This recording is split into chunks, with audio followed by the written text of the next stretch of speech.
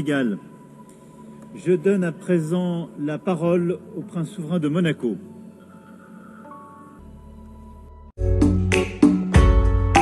yéen ñu doon jaaxle ndax bëgg am ay kër yu baax bis ni ki tey seen jaaxle jeex na ak seen agence 3G business indil na leen promo spécial ci ay service am yow mi bëgg am terrain ci biir Dakar gaawal gaaw contacter ñu mën nga ko am ci douane Kër Massar am nañu ay terrain ci Daaru Cubb cité Apix bu Tivaouane Peulh ci douane Lac Rose Bambilor ñàgg ba diwaanu Thiès foo ci bëgg terrain contacter seen agence 3G business di nga am sa terrain bu baax kayit yu wóor boole ko accompagnement bu mucc ayib ndax fii ci 3G business bokk na ci suñuy service gérer la say procédure ba nga jot say papier ci na mu gën a gaawee dañuy def tam construction de bâtiment mën nañ la jaay terrain ba noppi defal la construction bi dañuy def vente de terrain di def terrassement confection de plan 3D vente et location de voiture di def location d'appartement et de studio te li ci gën a neex nag moo ti dañuy def étude de devis seen agence 3G business yitte moo di dimbali askan bi ku ci bëgg am terrain moo xam ci Kër Massar Daaru Cubb cité Apix bu Tivaouane Peulh Lac Rose Bambilor ñàgg ba diwaanu Thiès moo xam terrain nga bëgg wala kër gu pare wala ñu jaay la terrain ba noppi tabaxal la lépp disponible na fii ci agence 3G business ndax seen bëgg-bëgg